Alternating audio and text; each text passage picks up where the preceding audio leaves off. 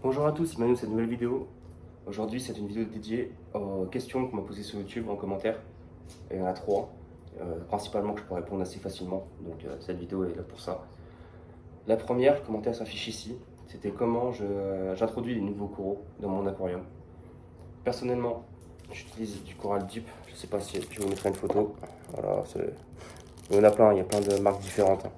C'est un produit qui va permettre d'enlever tout ce qui est euh, parasite, on va dire, euh, de votre corail, de votre pied, de votre socle, du corail. Donc on pense au plein air, compagnie. Attention, au plein air, ça fait des œufs et le dip ne va pas au bout des œufs forcément.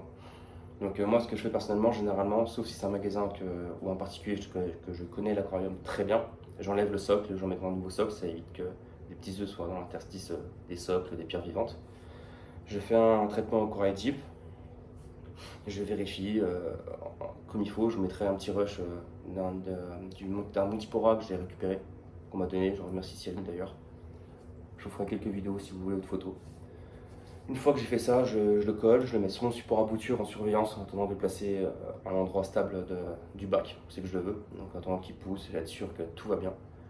Donc si on répète, regardez bien où c'est que vous l'achetez, où vous le prenez, un particulier ou un magasin. Regardez l'état des vitres, des coraux, vous le voyez bien, s'il y a des planaires plein les vitres, de la cyano, bref, vérifiez ça. Si vous connaissez très bien l'aquarium, d'où il provient, ou du magasin, le socle vous pouvez le laisser, c'est à votre guise.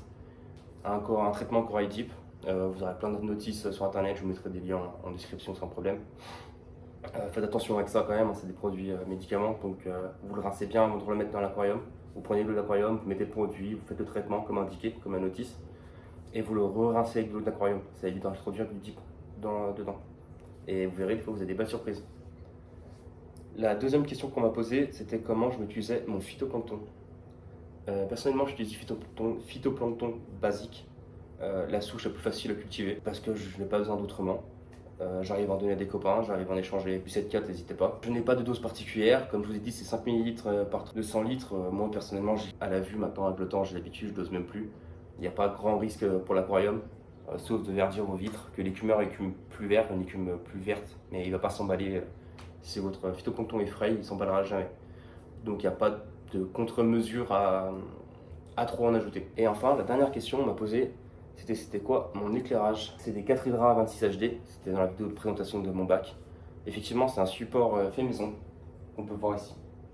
Je vous mettrai des plans qui apparaissent de plus proche. Si j'ai fait le choix du support à maison, c'est pour des bonnes raisons. Déjà, je voulais pas percer le dessus. Et je pouvais pas, je suis en location, je pourrais me percer mon toit et me faire chier pour plus tard. Et, euh, et aussi par choix de hauteur et de placement de mes hydras. Je vous mettrai en description, c'était une vidéo que j'ai déjà souvent parlé avec Xavier sur la chaîne Le Récif.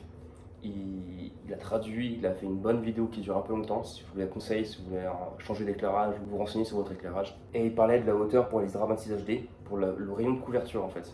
Il faut vraiment voir que l'éclairage, ça fait un cône comme ça. Et forcément, plus c'est en haut, plus la lumière est concentrée, plus va se là-bas et plus c'est diffusé. Du coup, moins puissant. Et les Hydra, pour une bonne couverture, c'est pas les meilleurs du tout en fait. Parce qu'on se rend compte que c'est pas du tout les meilleurs.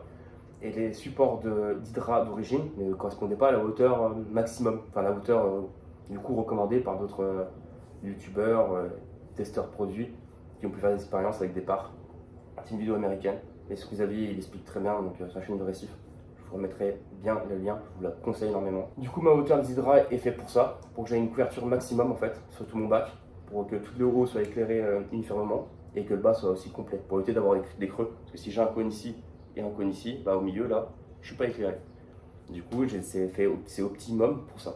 C'est casser du bois avec du tubon d'alu pour pouvoir régler la distance entre, et une barrette derrière pour complémenter les croisements des flux lumineux, tout simplement. Et en bleu parce que c'est mon choix personnel. Après, dedans, il explique très bien les couleurs, les impacts que ça peut avoir sur le pack, bénéfique ou pas bénéfique. Donc, si on répète, traitez bien vos coraux, ça peut être important si vous ne connaissez pas d'où ça vient. Si c'est le bac d'où ça vient, c'est pourri, en plein air, infesté de parasites, ou si vous ne connaissez pas traiter. Pour le phyto, je vous remettrai le lien du site internet où je vais toujours le code Ristory qui est en ligne. Sur dessus, vous avez quand même pas mal de souches de phyto qui expliquent avec les bénéfices ou pas. Pour l'éclairage, pareil, la vidéo, je vous la conseille. Je voulais vous remercier d'être aussi nombreux. On est passé à la barre des 500, bientôt les 1000. Si vous voulez me donner de la force et m'encourager gratuitement, c'est s'abonner, mettez un like, partagez, commentez. Dites-moi ce que vous faites de différent de moi ou vous avez des questions, n'hésitez pas non plus. Sur ce, je vous dis à la prochaine, à plus.